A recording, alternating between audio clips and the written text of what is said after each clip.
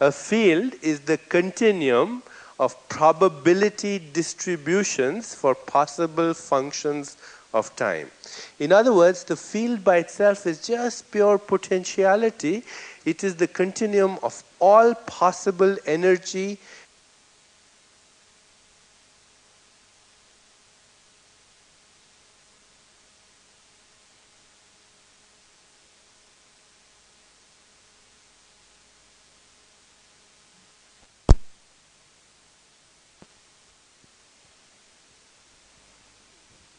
A field is the continuum of probability distributions for possible functions of time. In other words, the field by itself is just pure potentiality. It is the continuum of all possible energy and information states that will subsequently manifest as space-time events. And this body is nothing other than a little flash in the pan of eternity. A space-time event, quantum space-time event, and the mind is even a further cloud of space-time events. And we are not the space-time events, we are the ones that generate the space-time events, including time. Time is a frequency of self-interaction in that continuum of eternity. How I experience time varies or differs according to my state of consciousness. If I'm having a good time, time flies.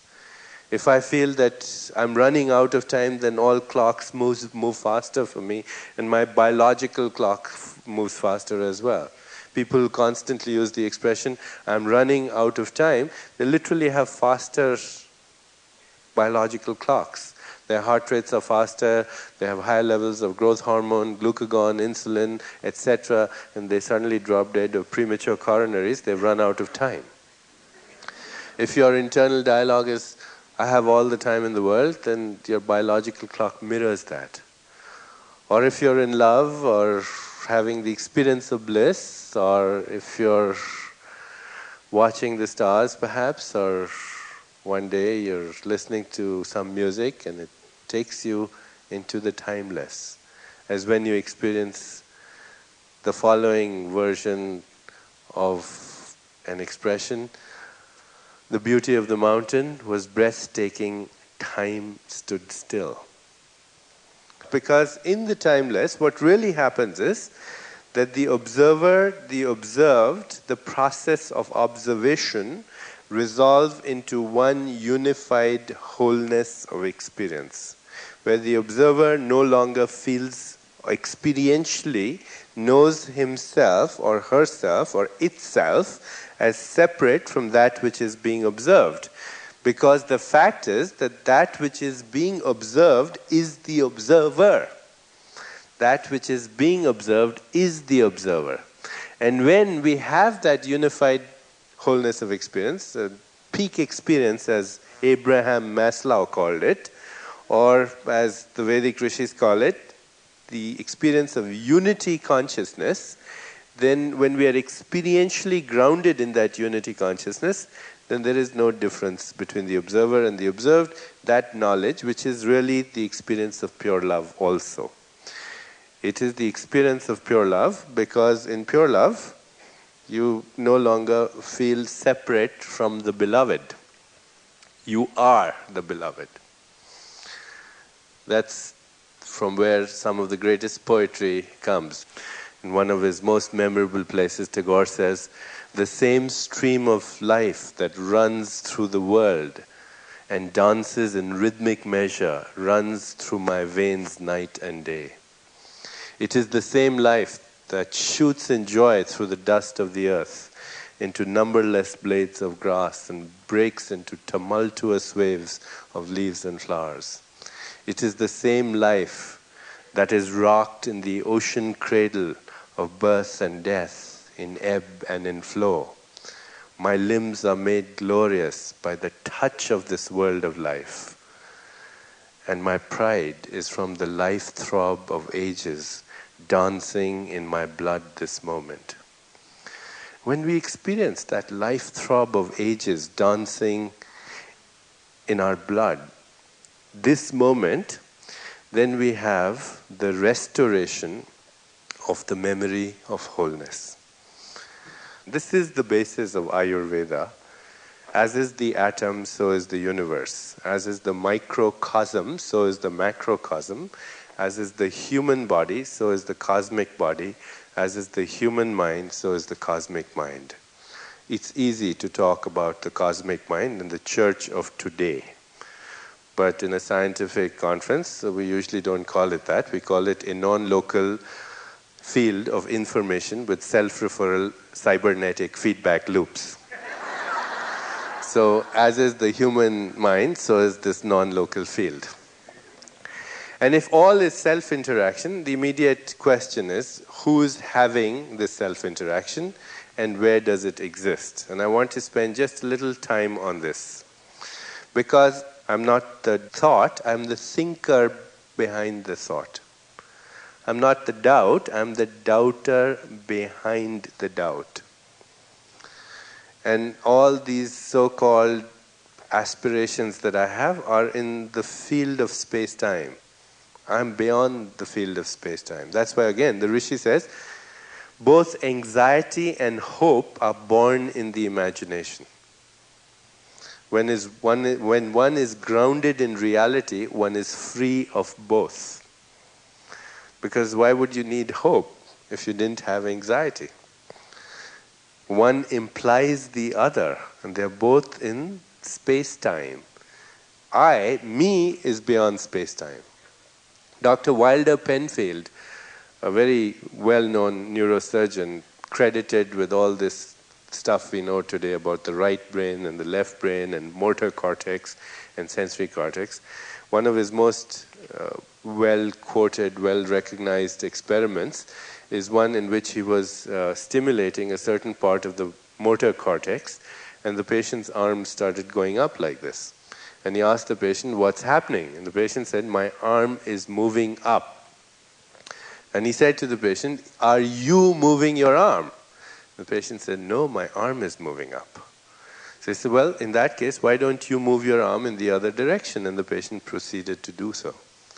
Now, no matter how hard you look, no matter what instruments you used, no matter what sophisticated technology you have, you'll never find with any instrument or any sophisticated gadgetry the location of the one who made the choice to move the arm from here to there.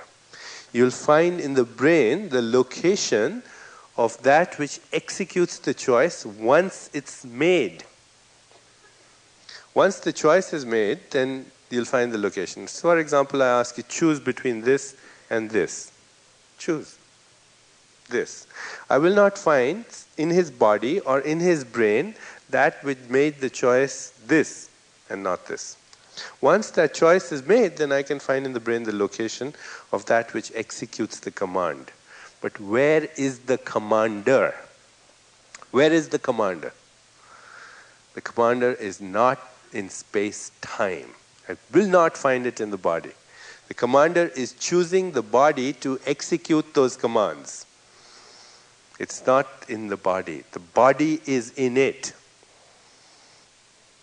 It's not in the mind is in it. It's not in the world, the whole world is contained in it. The choice maker, the commander, is nowhere and everywhere at the same time. That choice maker is nowhere, everywhere at the same time. And it's in the gap between our thoughts. It's in the gap between our thoughts. The gap is the quantum fluctuation. But where does that quantum fluctuation emerge from? From the void. And in that gap is hiding the commander. That gap between thoughts is the window, thought. Right? Right now as I'm speaking to you, these are space-time quantum events in that unified field. So if I say, I'm going to take off my shoe, I can change that statement to say, I'm going to put on my shoe. Or I can change that statement to say, I'm going to make a phone call. I'm going to have strawberry ice cream. I'm going to pay you a compliment. I'm going to take a flight to Italy. Between the going to and the next thought is a little gap of silence, which is a field of infinite possibilities, infinite choices. That gap is my corridor, is the window, is the transformational vortex through which my individual self communicates with the cosmic self, which is non-local and everywhere at the same time. The cosmic mind is whispering to me in the silent gap between my thoughts. And me, my soul, my individual self, is the continuum of these gaps which are interrupted with my thoughts, which are space-time events. And even though this gap is a field of all possibilities, in that there are infinite choices in each gap, I hope you agree, infinite choices in each gap, yet each gap is qualitatively different from the other gap. This is the mechanics. Slip into the gap, have the desire, release the attachment to the outcome, and let the universe handle the details. It's handling them anyway all the time. It's doing that. It's doing that all the time. It's doing that all the time. The earth is spinning on its own axis. It's hurtling through outer space. A human body is connected to that field of infinite correlation. Infinite correlation. Where everything is infinitely correlated with everything else. Any human body is that same field. A human body can think thoughts and play a piano and kill germs and eliminate toxins and digest food and monitor the movements of stars and make a new baby all at the same time. And not only do all these activities at the same time, it correlates all these activities with each other all the time. So that is the mechanics, and higher states of consciousness are nothing other than your ability to go into that gap, because space-time are structured in that gap. Dr. Ellen Langer, a Harvard psychologist who's written a book called Mindfulness, talks about an experiment on aging that she did a few years ago when she advertised in the Boston Globe that she wanted 100 people all over the age of 80 to participate in an experiment. And the experiment was that she took these 100 people to a little monastery outside of Boston, and in that monastery she created an atmosphere, a sensory-rich environment from the 1950s, late 1950s. She had Elvis Presley rock and roll music and Chevy Impalas parked outside, Walter Cronkite reading the news, except he seemed to have pimples on his face. And when he gave the news, it was about Nikita Khrushchev and Fidel Castro. When they watched movies, it was Alfred Hitchcock. Everything was created from the 50s, the fashions, the dresses, Life magazine, etc. And she said to them, be as you were in the 50s. Be as you were in the 50s. And after 3 weeks, she found that they had reversed their biological markers of aging. Not stopped them, but reversed them. Their visual thresholds changed. Their hearing thresholds changed. Their systolic blood pressure went down. Their skin became more elastic with more fat under the skin. Their wrinkles disappeared. Their bone density on X-ray changed with sophisticated techniques like bone densitometry.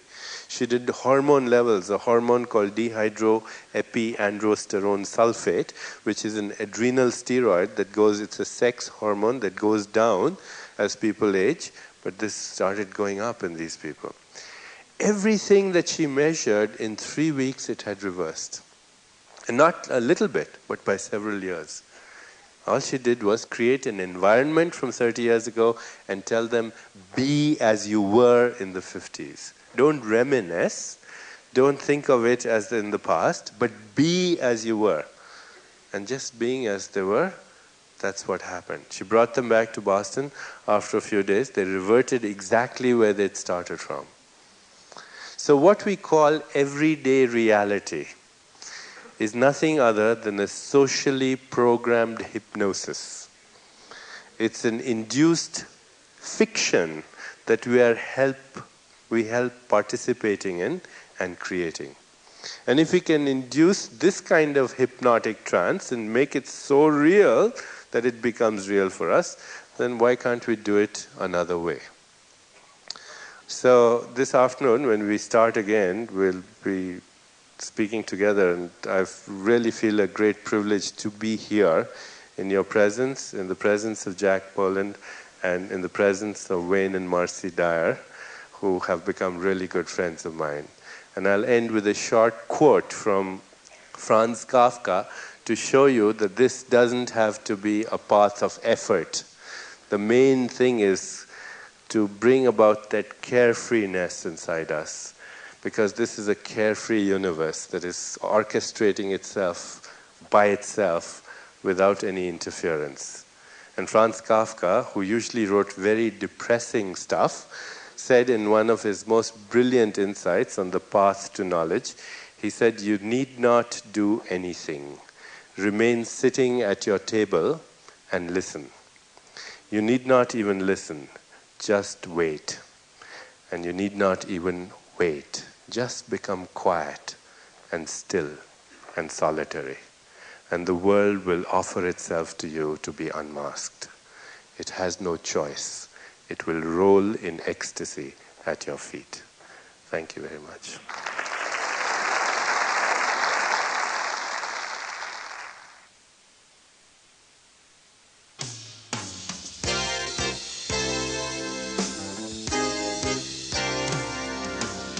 When two extraordinary people sit down and talk to each other, the air becomes charged with a special kind of energy and excitement.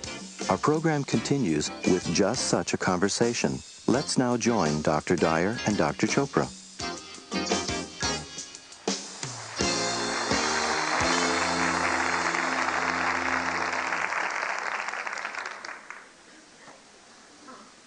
Who's going to go first here?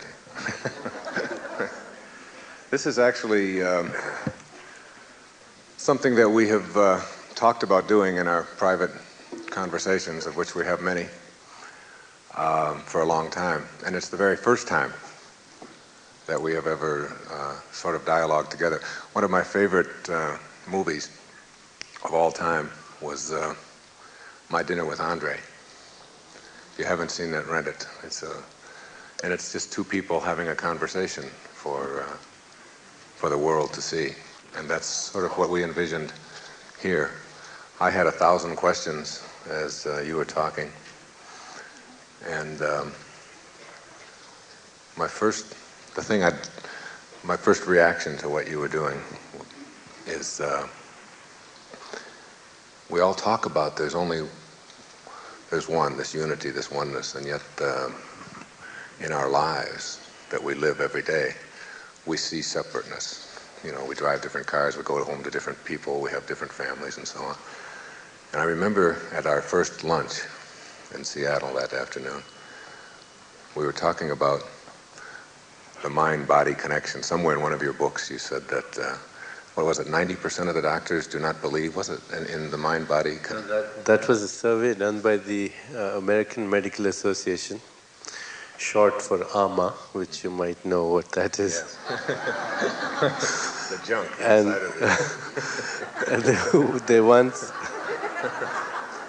They once did a survey of doctors, and apparently 90% of doctors that they surveyed didn't believe in the mind-body connection.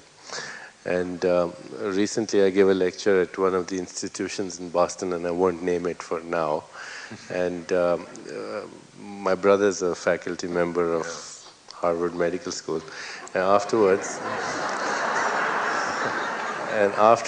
one of the other physicians went up to him and he said, "Do you really believe all that your brother talks?"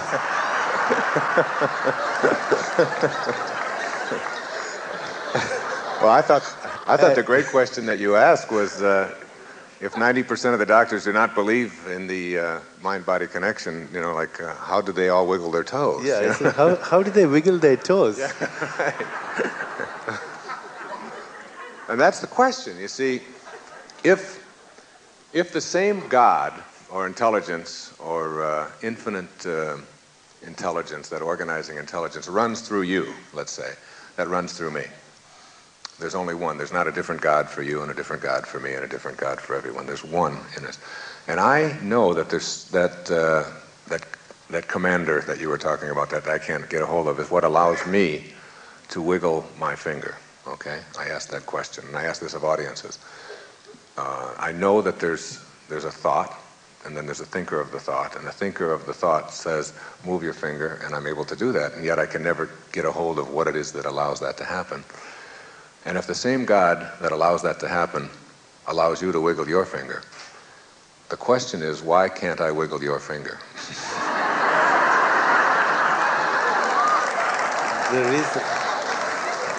The reason you can't wiggle your finger is that you call me you. Mm-hmm. You think of me as somebody other than you, so exactly. You can't wiggle my finger. Okay. See, because despite what we're saying and we're doing here, you still think you're Wayne Dyer and I'm Deepak. Whereas we're both God pretending to be Wayne Dyer and Deepak. And that's how God plays his game, or her game. Hides herself to find herself. It's just a play. It's like playing Hamlet or anything else. You've got to make the play interesting. So it has to have a sinner and a saint and a victim and then a hero. And basically, the sinner and the saint are merely exchanging notes. They're both God. The saint has sinned and the sinner shall be sanctified. But it makes the play interesting. That's why. It's what I suggest and what I think about is what we're conditioned to from the time that we are born and the time we come into form is to believe in our separateness. I mean, that's really what all of the conditioning and education is about. You are you, and somehow you are distinct from me. Meditation, transcendental meditation that you practice, meditation going within, shatters that illusion. It shatters it slowly. I mean, every time you break a boundary here and there. And the analogy is frequently given that it's like dipping a cloth into a dye. Let's say you have a white turban and you want to make it red or orange. You take it and you put it in this dye, and then you take it out, and then a little bit of the color is there. And you put it out in the sun and it'll fade away, but a faint hue, a tinge will remain. Then you take it again, break a few more boundaries, put it back, and you keep doing it till one day it's there forever. And you can put it in the sun, you can put it anywhere, and now that can't be overshadowed. So every time you contact the self, which is beyond the self-image, then a little bit, a glimpse into eternity, a glimpse into immortality. You keep doing it and doing it and doing it, till ultimately you carry the consciousness of eternity no matter where you go. Is there a place where I will be able to go within and wiggle your finger? Absolutely. It's a measure of the degree to which you access the gap. Can I elaborate on this a minute? Let me first of all tell you about a patient that I had 2 years ago, because I got a real good glimpse of this with him. You've heard this story before, and I'm sure some other people who've perhaps read my book have heard it. Bob's 28 years old, and he was repairing an antenna one day, and he touched a wire that he thought was dead, but in fact it was a live wire that had 12,000 volts of electricity in it. So as soon as he touched it, he died. And the mechanism of death is that the current goes through your body and creates ventricular fibrillation. The heart stops.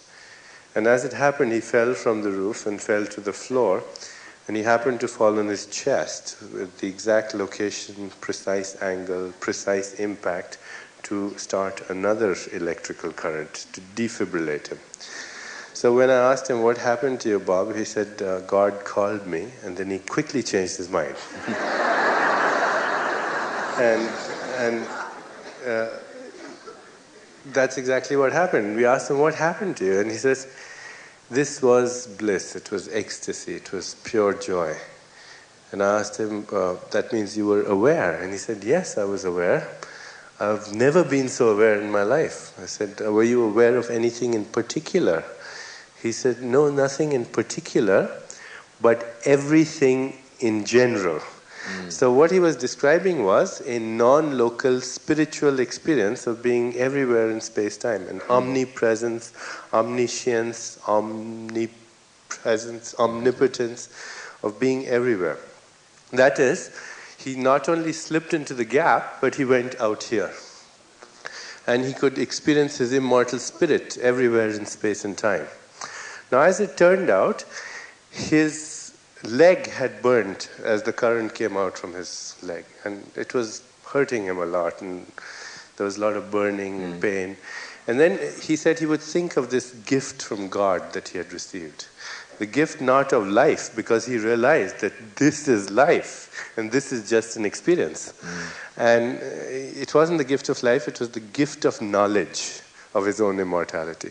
And he was filled with gratitude. And he was so filled with gratitude that every time he would think of the gift, he would go into the gap and then slip into that field. And then, like a true scientist, he started experimenting. He started going to the field and at the same time putting his attention on the leg, which had burnt and was hurting but would now start tingling with a kind of a pleasurable sensation.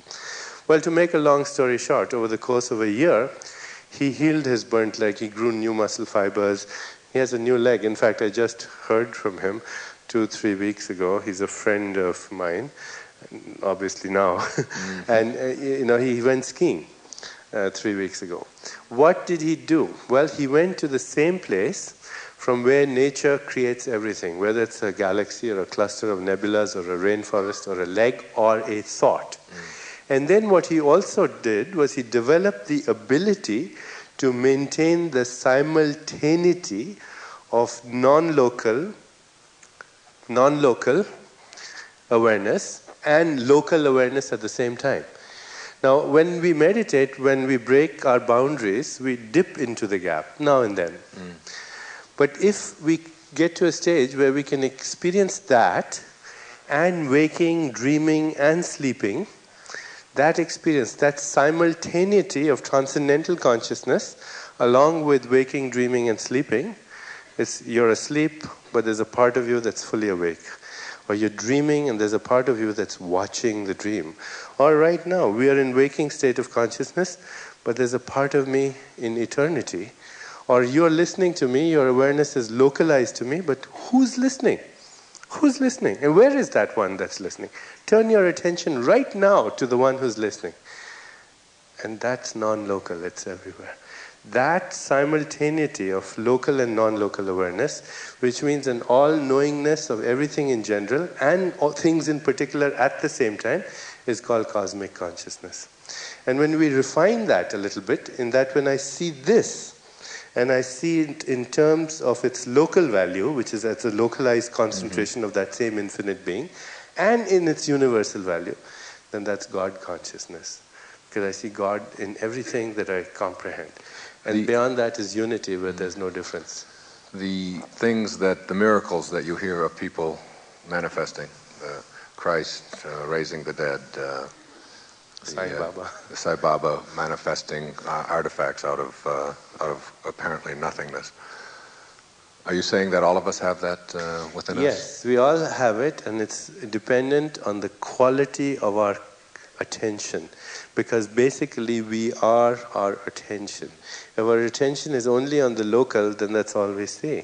Right this moment, most people in this room will take in less than 1/1000th of the stimuli that are present in this room. Less than 1/1000th of what's here right now will get into the nervous system of most people. And what gets in is that which reinforces their notion of what they think that is there. Your phrase, your famous phrase. You'll see it when you believe it. So they have the notion first, and then they see it. The nervous system otherwise edits it out. The more I break down my conceptual boundaries, because what I see is only my conceptual boundaries. The more I break them down, then more access I have to the field of pure potentiality from where I'm manifesting everything. So there are levels of degrees of ease with which we can manifest things. That example that you were... Yeah, what I think of when I think about all these people watching is so many of them think that that's something that other people can do who are gifted and who are specially enlightened and who have special connections to God. But in fact, when you begin to meditate, or when you go within and discover that higher part of yourself, you soon discover that those things that we call synchronicity, or those things that we call miracles, are very much a part of our life. And after a while, you begin to see yourself doing things and knowing things that you thought were impossible before. and when you talk about Maharishi, who I know you're so close to, some of the things that he has directed you to do from his awareness and how they got manifested in the world. I mean, remember the story you told me about the Air India flight and the... can you talk about that here? Or is that... Sure. Do you want me to? Sure, I do. Yeah. It blew me away. I've never told these stories in public, by the way. That's why I got you up here. This is about 5-6 years ago, and I was in Washington, and I'd met with the FDA about various things that we were doing with herbal medicine and Ayurvedic medicine. And that evening, I happened to speak on the phone with Maharishi, and he knew that I was going to India to see my mother, who wasn't feeling well. And he got me on the phone, and he was somewhere, I don't know where he was, non-local somewhere. And, but he is real magic in action, isn't he? I mean, he's... yeah, all of us are. Yeah, but he's at this level that... definitely. So, he asked me where I was going. I said I was going to India. And he said, well, if you're going to India, then you should meet the president and the vice president and the prime minister and the speaker of the house, and you should tell them all the stuff about Ayurvedic medicine. And while he's speaking to me on the phone, I'm saying to myself, how does he expect me to get an appointment with the president? You just don't go and knock on the door of the president of India and say, I want to talk to you about Ayurvedic medicine. Well, as it turned out, he kept me on the phone so long that I missed my flight. And I had to take another flight to LaGuardia and then switch to JFK. And I had an economy seat, and they had given it away because I was late. And then they felt sorry for me because I looked so tired and exhausted. And they put me in a first-class seat, and I was sitting next to this Indian man who was having a cognac every 15 minutes as if it was doctor's orders. And by the time we got to England, he was really sloshed. And when we took the flight off from England, he looked at me and he said, you don't like cognac? And I said, because I'm making my own. And he said, how do you do it? And I said, God, this fellow's drunk. I don't want to talk to him. But he kept after me, so I started telling him about my own experiences with meditation and Ayurveda, and I talked non-stop, from London to Kuwait. I spoke non-stop, and when we left Kuwait and we were finally coming down in Delhi, he looks at me and he says, oh, by the way, would you like to meet the president, the vice president, the prime minister, and the speaker of the house? I said, who are you? Who sent you here? He said, oh, nothing. They had this Bhopal tragedy those days, and he was going to India with a check for $5 million or $3 million as part of a relief fund, and he had these meetings for him, and he said, but I don't know what to tell them, and now we can tell them this stuff, and we'll go around all this stuff.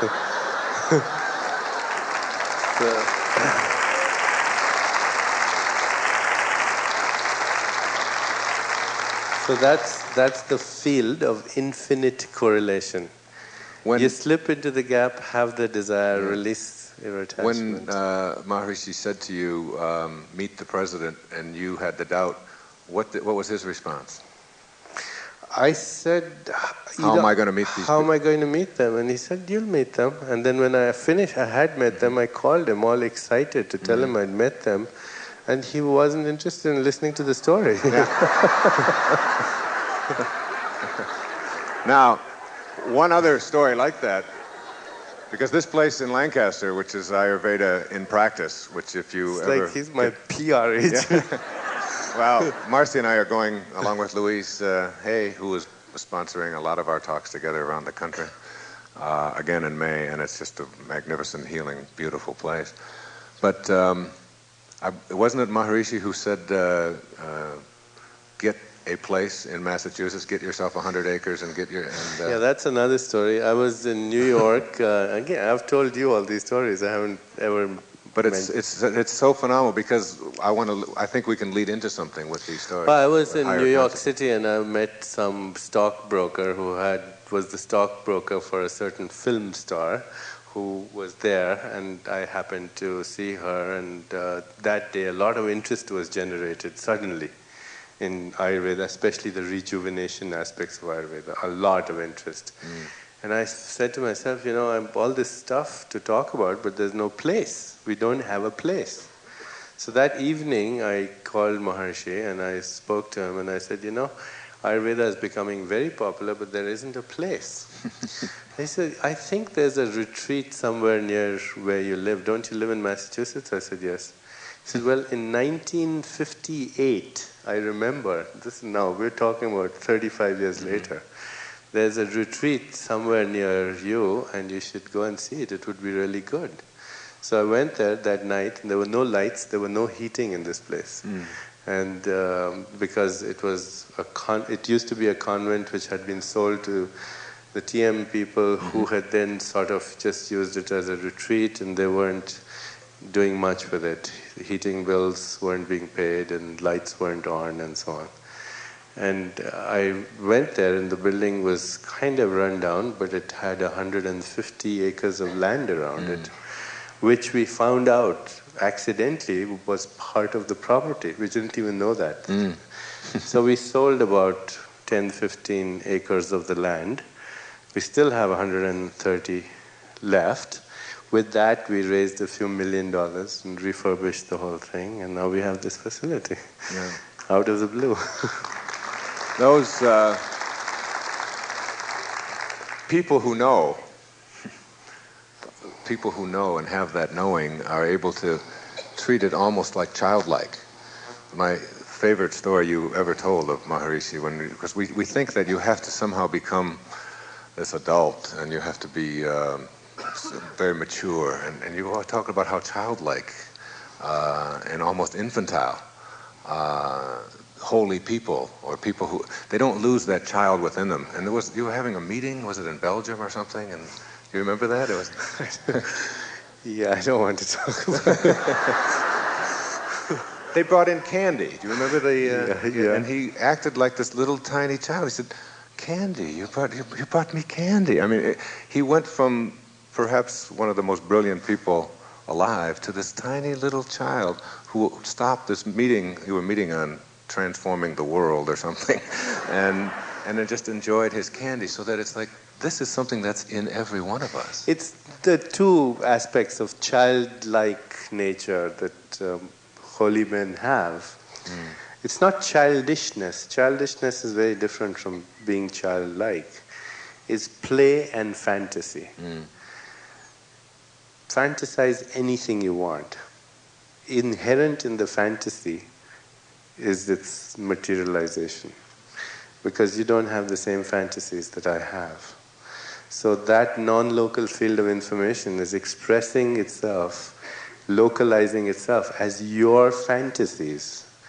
I don't have those fantasies. I have other fantasies.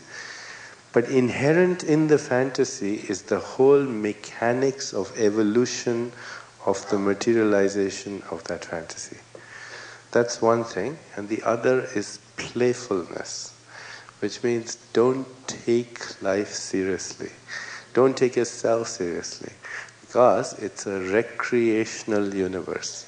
The reasons why dolphins dance and cavort over the oceans, the reasons why stars sparkle at night, and the reasons why children play, and the reason why trees reach out to the sun, is that this is a playful recreational universe. And therefore, that the more we have that playfulness inside us, it's a play. The Vedic word for that is lila. Lila means play, divine play. God is playing a game of hide and seek, hiding herself to find herself. Who was the little girl who could hear the whales or the? Yeah, that's another story told to me by an English anthropologist, Irish anthropologist. He was looking for a certain species of whale to write about in his book, and he was traveling the South Seas, and he'd had a tough time spotting this particular whale. And one day he mentioned it to one of the village elders, who said, "There's a girl here who's 13 years old, and she can fetch the whale for you." So he met her, and they were sitting on the beach. They closed her eyes. She closed her eyes. He says about 20 minutes or so later, he started feeling his heart was pounding because he saw over the horizon this big, huge whale. And then it came nearer and nearer and nearer, and finally it beached itself and at the feet of this girl, and they had to get the whole village out to put the whale back into the ocean. Afterwards, he went to this girl and he said, "What did you do?" And she said, "It was very simple. I went to that place where we all speak the same language, and then I asked it to come. That's all." So next day, Dr. Watson was going fishing, and he took the girl with him. And every few minutes, she would put her head in the ocean. She'd say, "Let's go 10 miles this way." They'd go there and find what they were looking for. Then she'd put her head in the ocean. "Let's go 7 miles this way," and they'd find what they were looking for. So finally, he couldn't resist it anymore. He put his head in the ocean, kept it there till he couldn't breathe anymore, and then took it out and looked at this girl and said, "I couldn't hear anything." And she said, "That's the trick. To hear the silence.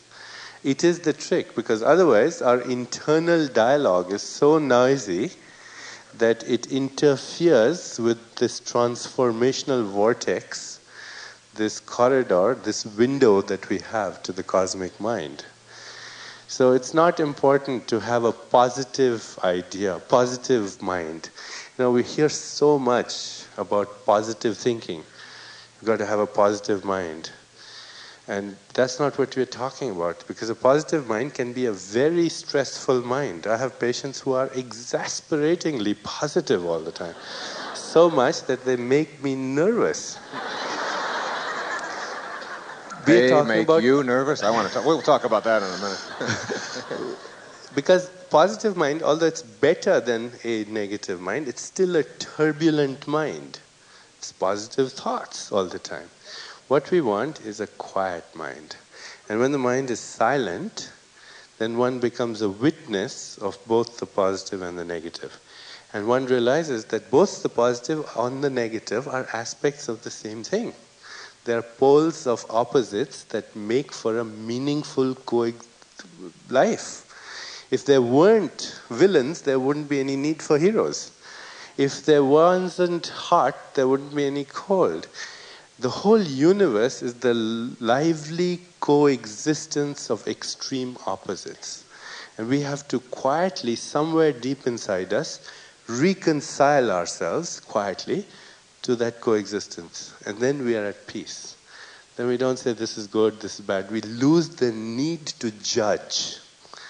We lose the need to judge. We relinquish the need to say this is right and this is wrong, this is good and this is bad.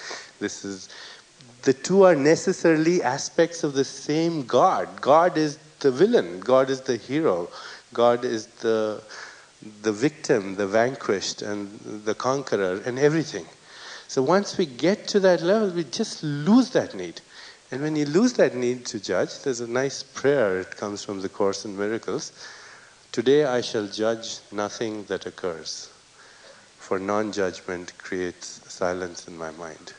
When I relinquish that need to just let go, because it's lively and it's wonderful and it's blissful because of the negativity and the positivity. If it was, there's another saying in Veda, A man who's born blind will never know the meaning of darkness. In order to know the meaning of darkness, you have to see light. So the two go together. And when I lose my need there, then I can experience bliss. Because bliss is not happiness. Happiness is always for a reason. It's a thought, a positive thought. I'm happy because you paid me a compliment. Or I'm happy because I made a lot of money. Or I'm happy because whatever, I won the lottery. But when I'm happy for no reason whatsoever, then I'm in bliss. And that comes from going beyond the poles of opposites. This is the end of side 3. Please turn to side 4.